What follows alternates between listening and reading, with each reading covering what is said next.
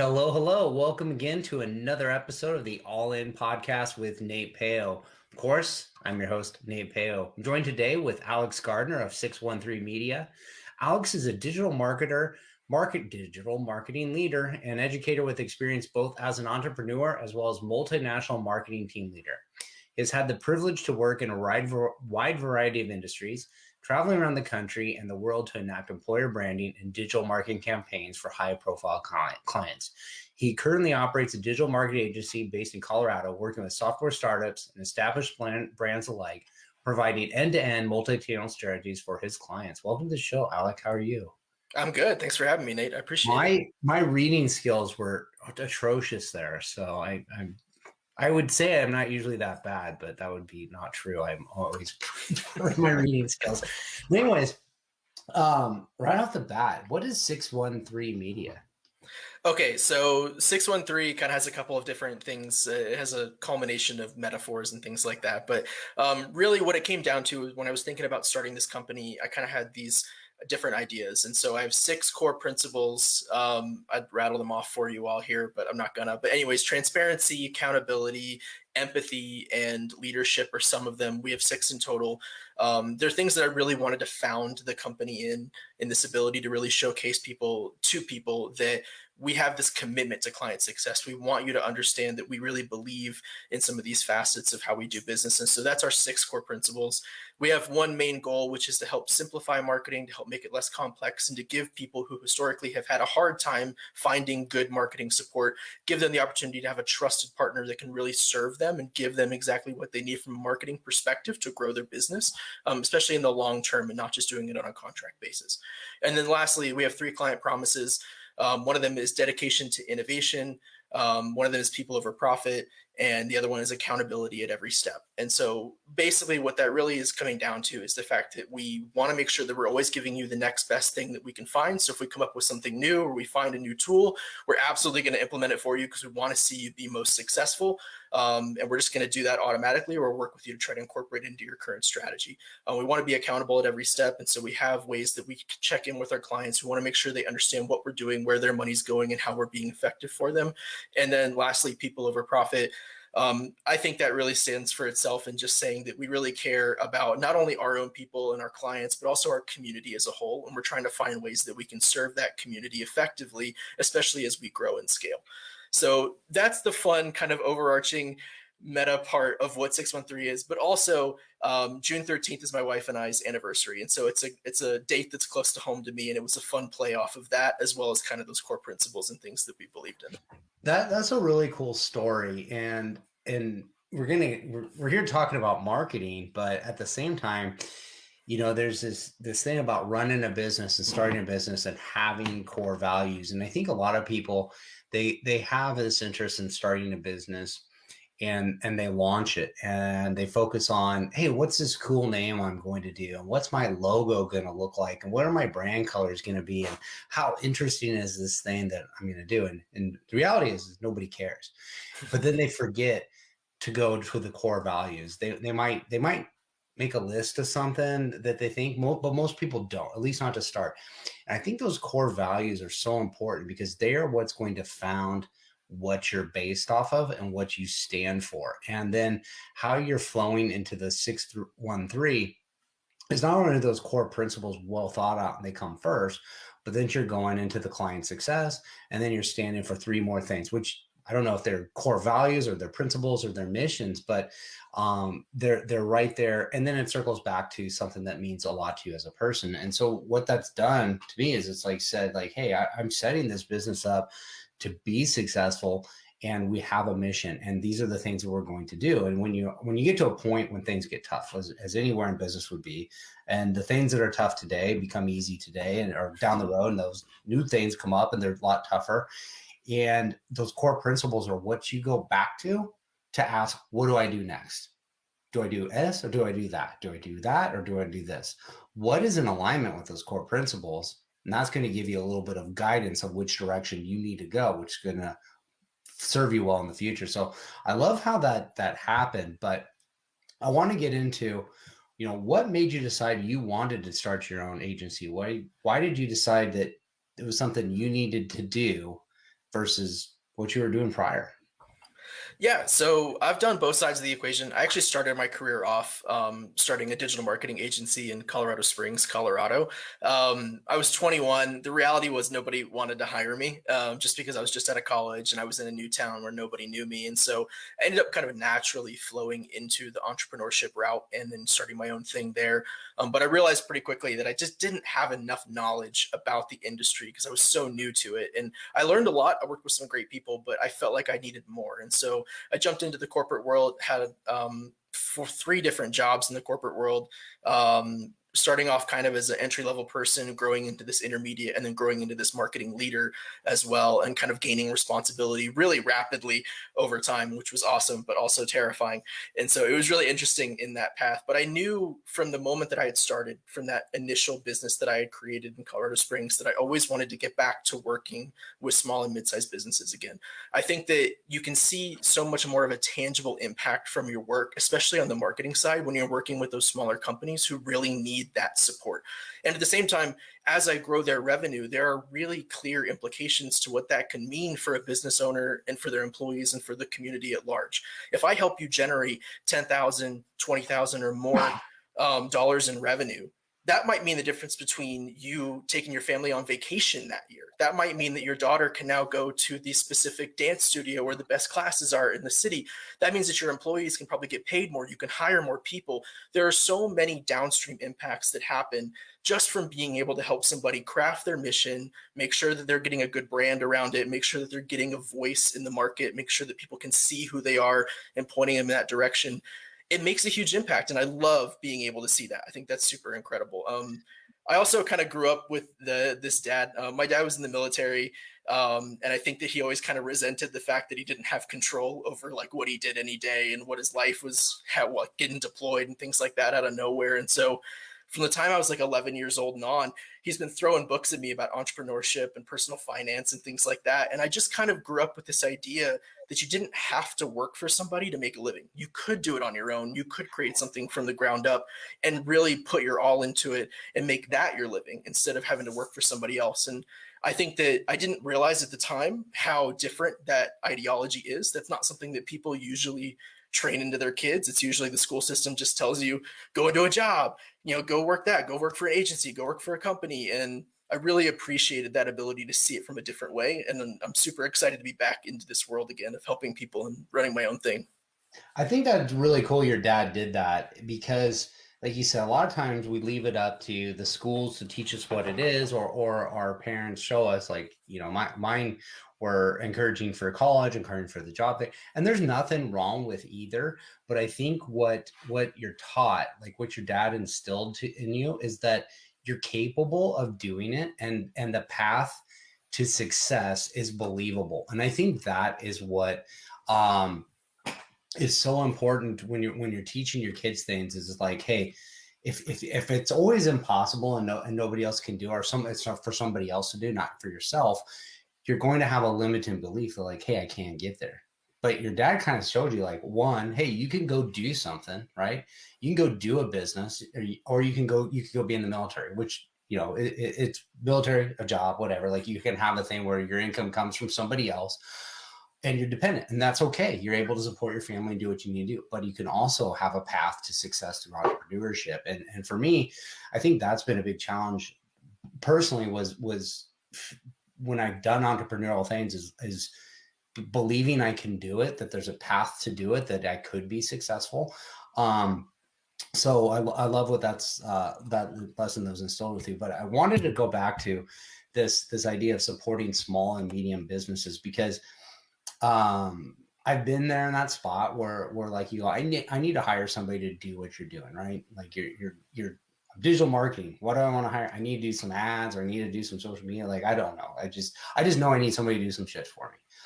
And there's you, and there's John, and there's Tim, and there's Bob, and there's 50 other people, and they all have the same prices, or somebody's, a lot of times there's somebody that's like, hey, I'm the top of the notch, I'm the most expensive person, but you're going to get the best. You're like, well, I can't afford the best. No matter how much I would want to use the person that's $10,000 a month, I don't even make $10,000 a month. I can't make that leap of faith that if I paid you $10,000 a month for an extended period of time, I'm going to see extended period of return. And there has to be a ramp up period. But on the flip side, I know the person that's $10 a month isn't going to do it too. So you're in that spot. Okay, you're in this price point. How do you show people? How do you convince them when you're in it for the customer success and it's people over profits? How do you explain to them and show them so that they have a confidence level that says like, hey, you're going to do some work with me. Can't work miracles overnight. They do build up over time. And as they over time build up, you're going to see revenues, you're see increases, and you're going to grow. And as you grow, good news for me, I grow too, right? You're going to spend more ad spend, we'll grow up together. Like, how do you differentiate yourself from everybody else with what you specifically do? Absolutely. And this is a super great question, and you hit on it really well. One of the things that I encounter more often than not is the fact that business owners don't have enough knowledge about the digital marketing space to make an educated purchasing decision. They don't really know what deliverables to ask for. They don't really know what they should be expecting from a return perspective. There's a lot of these questions that are up in the air, and it's become a very complex industry with a lot of different moving parts and tools and pieces. And so, one of the things that I like to do is to bake education into my partnerships. And especially in the beginning, as we're just getting to learn each other and growing trust, I want to make sure that you can trust that I have your best interest at heart. I'm going to teach you every step of the way, as much or as little as you want, but I'm definitely going to give you the bare bones of this is what you should be expecting. And so the way that we start off with that is that, as a general rule, almost all of our business comes from referrals. And we like that. I want to keep that. And the reality is because it's a lot easier for me to grow that trust with you if you have somebody who already knows me and who already can vouch for me and bring me in. And I like that too, because that means we can move faster with you instead of me having to sit here and I don't want to sell you, right? That's not the idea. I want you to feel comfortable moving forward because it makes sense for your business. I don't want to work with you if in reality you need to be doing some smaller stuff that I can get you on somebody else who's a better fit for you than jumping in with me directly. So there's a lot of that that's happening in the background with me being able to qualify, making sure that you're going to be a good fit for me. I'm going to be a good fit for you. And one of the easiest ways that we can do that is through what I call our 311 marketing report. So our 311 report basically is a breakdown of your business from a marketing perspective. So we're going to look at three different facets, one of which is your current assets. We're going to look at what you currently have. If that's nothing, great. Well, that'll be quick. If you have a lot of stuff, but it's very disjointed, we're going to give you a score from A to E on where we think you're at from each aspect. So that's going to be website, social media, SEO, all these different factors we're going to look at and say, you're not doing great. Or in reality, hey, you're doing awesome. Let's maximize on that. And we're going to try to be as realistic as we can. The next step is going to be the competitor analysis. We look at all your competitors in the industry, or at least 3 or 4 of them if you have a ton, see who's really doing well, see and break down their strategy so that you can really understand what it is that they're doing to be successful and how you could replicate off of that as well. And then the last step is taking those first two, coming up with a custom strategy that's filled with 6 to 8 different things, depending on your industry, because we want it to be very tailored to your unique needs. But to your industry, we'll find 6 or 8 services that we do or that somebody else could do in particular that could really help and benefit your business. And we try to give as much detail as we can from a high level. We don't want to overwhelm you, right? But the reality is we want to let you understand what you should be expecting, what you can look at from a return perspective, and what the benefit is of doing it. And what I really like about that report is that, yeah, it's a huge pain in the butt. It's a lot of work. It's like a 30-slide presentation that we do. But what it does is it really helps the business owner be able to identify those opportunities and to see and learn stuff that, frankly, they probably never even thought of before. And then if they want to jump in with us, that's amazing. And we'd love that. And we'd love to do that. If they don't want to do that and they want to go shop around, they have this tool to be able to do that a lot more effectively. And I think there's a ton of value there. Mhm. I would agree. Just knowing what's of value in that lesson you learned, because I've been somebody that's bought ads and done spend on things that don't work, and you learn very quickly that throwing money on things doesn't fix things; it accelerates. So if you got something good going on, it's going to accelerate that good. If you got something bad going on, you're just going to burn through that money. And so a lot of it, like when you start taking, like when I started learning about Facebook ads, I was like, I'm just going to make some copy, run some ads, get some target it. It's going to get in front of people. And it's like, boom, $500 that week spent, no clicks, right? Or no, or like 2 clicks, Yeah. but no buys, like I can't keep this up for a very long time. And then what I realized is like, you have to build a little bit of a community behind this that's doing these things. And once you have this level of community that's really engaged with what you're doing, then you put some money behind it. to get more people like that in front of that message. So, we talked a little bit before the show started about standing out in competitive spaces when you're going to be paying high dollar ad spend to stand out. So, what should somebody be doing? Well, first of all, how do you know you're in a competitive industry? And then two, what should you be looking at? What should you be doing differently so that you can stand out and really get the growth you're looking for at a price that's affordable, not just with marketing agency you're using, but whatever external things you're paying for, ad spend, SEO, that type of stuff. Absolutely. So it can be difficult to try to understand your competitive landscape without having a lot of tools that like marketers have in the back end. Like I have an SEO tool that gives me a ton of information, but you pay for that privilege. I mean, we pay for that tool to do that for our clients. But from just a perspective of a business owner, one of the easiest ways you can do it is to go to Google Ads and just look up a main keyword for whatever it is that you do. And so, in particular, if you are maybe in the business finance world and you just type in business financing, and there are 4 ads up top, and you kind of go to the bottom of the page, there's 4 ads on the bottom, you go to the next page, there's 4 more ads on the top. You're in a competitive market. And at that point, we can look at it and say, okay, let's go create a fake, or you can create a real Google Ads campaign if you want to, but just go in and create an account on Google Ads. And there's actually a tool in there, which is the Keyword Planner tool, that allows you to look at different keywords that are in your industry. And so you'll put in 4 or 5 keywords that make sense for your services and your products or whatever. And it'll actually give you a breakdown of what they expect that you should be spending for that. And sometimes that can be as low as $100 or $200. Sometimes that could be as high as $20,000 or $30,000 a month just for ad spend. It really depends on what industry you're in. The higher ticket, though, the higher your value of your services is, you can guarantee that people are going to spend more. And that's because the reality there is that they have the ability to spend more because they have a higher margin for that product. And so it's something that I think there's some self-awareness that has to happen about your industry and about what you're doing. But that's an easy way for you to be able to go and check, at least on the search side of the equation, what's going on. Another really interesting thing that you can do too is that Facebook has their whole ads library totally available. A lot of people don't know that it's out there, but if you want to go and look up a page and see what ads they're running, you can't see their spend, but you can at least see how many ads they're running on Facebook and Instagram, all the different kinds, how many campaigns they have.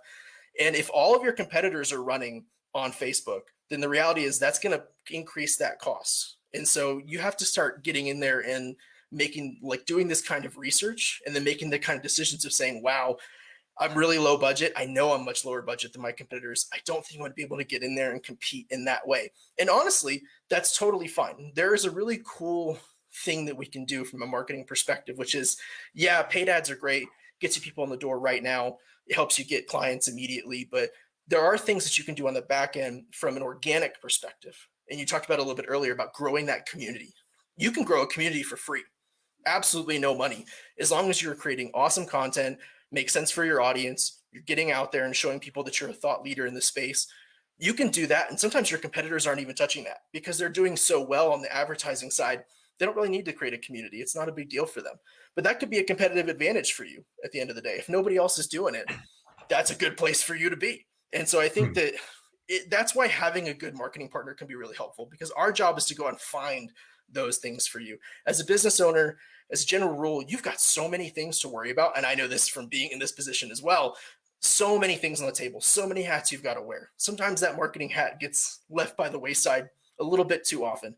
Having a partner, if you can afford it, can make a huge difference in your ability to actually activate on stuff and be able to make these opportunities kind of show themselves and then be able to actually activate on them in general. Yeah, I think those are the kind of quick things that I would say you could do to look at it and see if you're in a competitive landscape, and then kind of orient your strategy around that. Yeah, and you touched briefly on the community and building yourself as a thought leader, and I like to refer to that as personal branding, or being the face of the company. A lot of times we are doing products.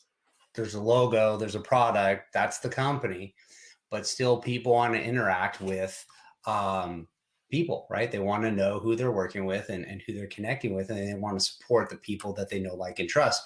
So when companies come to you, how do you advocate to somebody like, hey, even though you want to be behind the camera or be, behind the camera. You don't want to be in front of the camera. But you're going to need to become the face of the brand, right? You can't just rely on the products to sell themselves. Like, how do you convince somebody that they need to be a personal branding? They need to focus on their personal branding, or they're not going to be able to do it without it. And how do you kind of shape this direction to build a personal brand using digital media? Yeah, it's a super interesting challenge. There's a ton of business owners out there who are just super not comfortable being that face. And I think it takes a lot of work on my end to be able to kind of coach them in that way. And usually I do it in two different ways. The first way I kind of tell them is, look, your job as the business owner is really not actually doing the work that you started the business to do. You really should only be putting 20 to 30% of your time into actually doing the work. 70% of your time should be baked into business development, creating the brand, evaluating and defining your business like processes and principles. That kind of work is critical because nobody else can sell your business as effectively as you can. You're the one that started it. You're the one that's passionate about it. It's your dream. Nobody else is going to work as hard as you are. And so getting over that obstacle of saying, well, I don't feel comfortable doing that. Well, you probably don't feel comfortable doing accounting. You probably don't feel comfortable doing a lot of the stuff that inherently you have to do as a business owner until you have the capital to be able to afford for somebody else to do it. It's just like anything else. You have to get in, try it, dedicate some time to it. It's not going to be perfect. And I think a lot of people get into the content game expecting that their content's going to be amazing. It's going to be perfect. They're going to get 100 likes as soon as they put something out. It's a slog. It takes time, and you have to really define your brand before you're ever going to really see good value. But if you don't get started, if you don't actually try and put yourself out there and get something on the table, you'll never define that brand. It's always going to end up just being you saying the same thing over and over again, and you're not going to get any different results. And so I would say that that's the first way that I kind of go about it and say, look, it's your business. You kind of have to do it. There's not really much of a way around it. But at the same time, I think the other side of the coin is that you're a subject matter expert. Feel confident in that. And I think, you're probably one of the few people that can speak to this deeply. And there's a ton of people out there who need your expertise and they need your experience. You could really be helping people putting content out there, being able to speak to your specific experience of what you've done in the past. And I think when you phrase it from a way of saying you're going to be helpful, you're going to help people. This isn't just a business development tool. You're going to actually be doing good in the world with your content and showing people what it is, that why your stuff is important, why your service is necessary, what they can do to help avoid some of the pitfalls that you've seen with other clients or with other products or whatever. There's a ton of value there. And I think if they can see that it's not just a selfish thing, it's also a way for you to give back to the people that you're trying to support with this service. I think that kind of changes the mindset a little bit around it. And it makes it a little bit more human. To your point earlier, it makes it so that they realize that you being a human being, speaking to another human being, is so much more effective. And then I just thought of a third one too, which is the fact that in reality, from a totally selfish perspective, on the flip side, you have two marketing channels now. You have the business marketing channel and you have your personal marketing channel, which means you have two opportunities to reach different people. So this really doubles the effective output that you can create from a marketing perspective.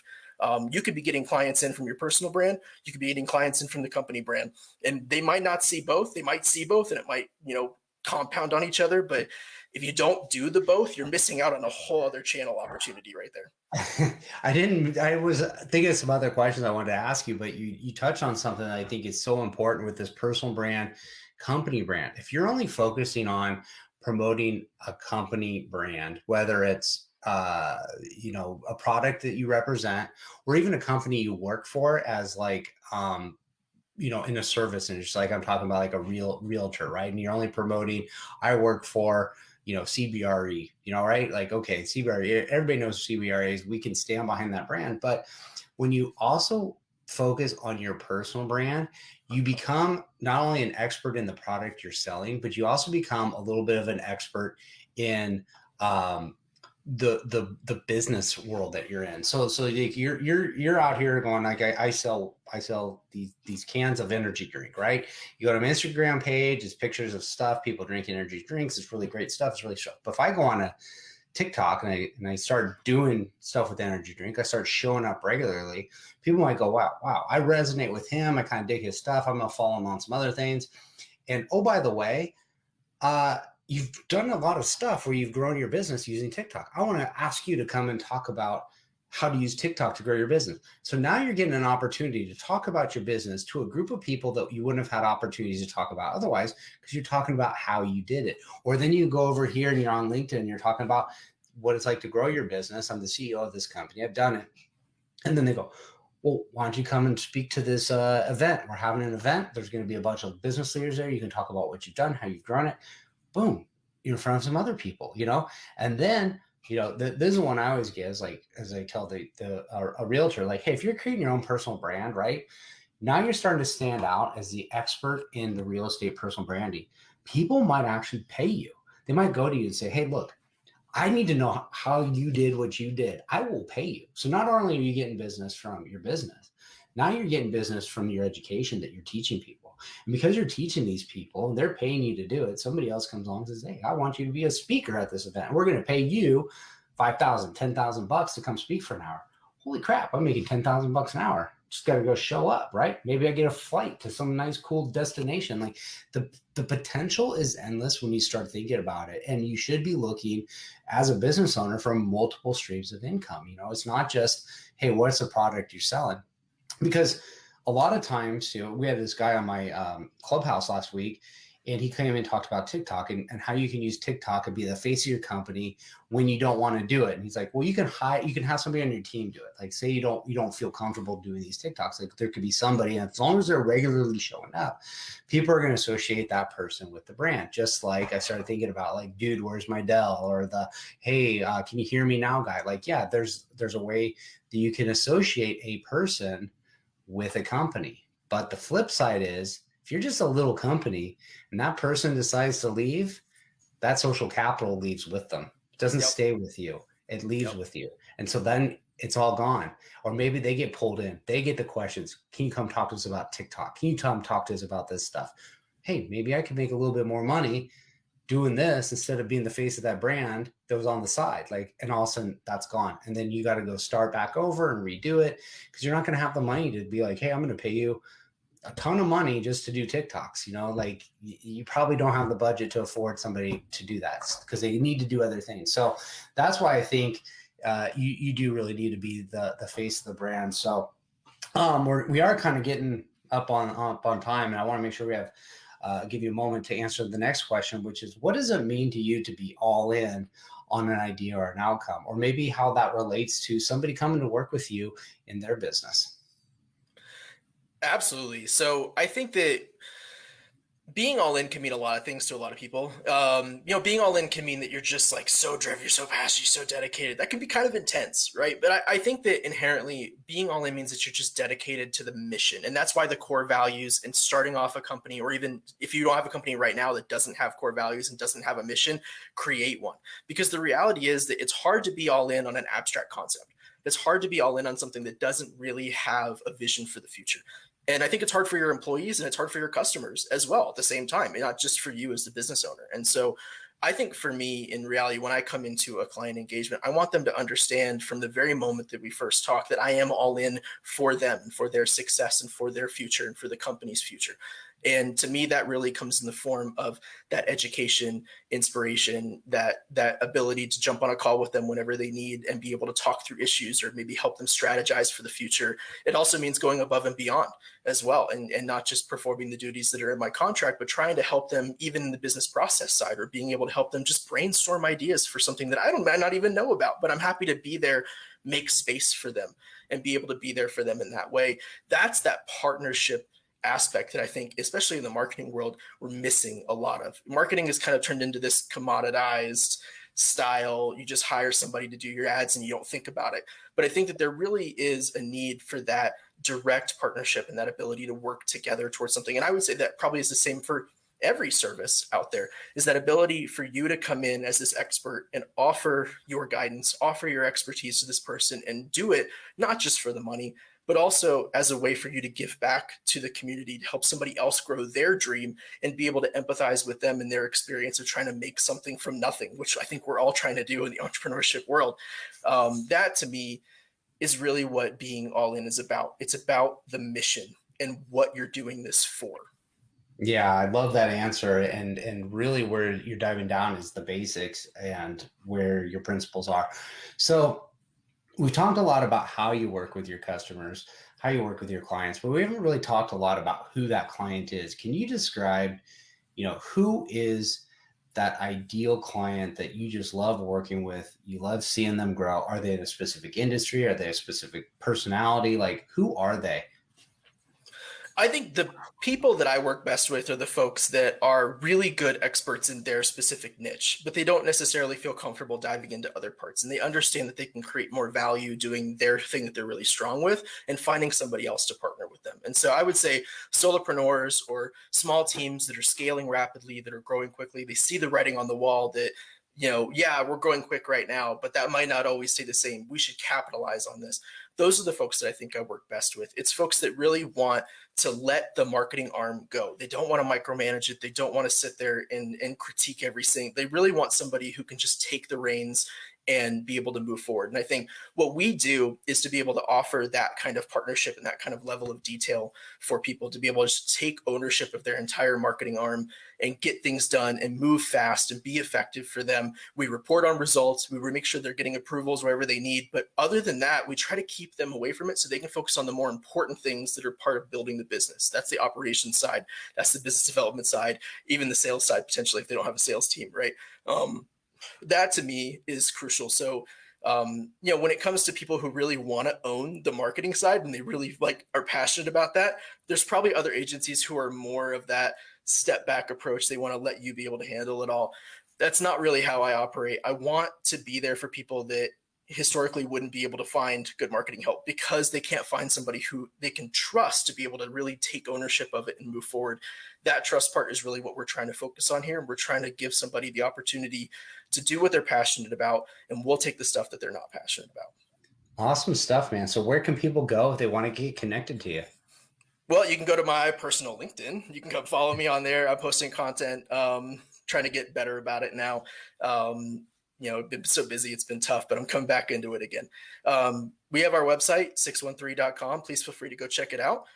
You can hit me up anytime. And if anybody's interested in doing one of our 311 reports, if you think it would make sense for you, please feel free to reach out to me on LinkedIn or on my website at 613.com, and we'll be happy to do that for you. See if there's a partnership opportunity. And if anything, we'll walk away with you having a lot more knowledge about where you're currently at in the marketing world and maybe where you can go in the future.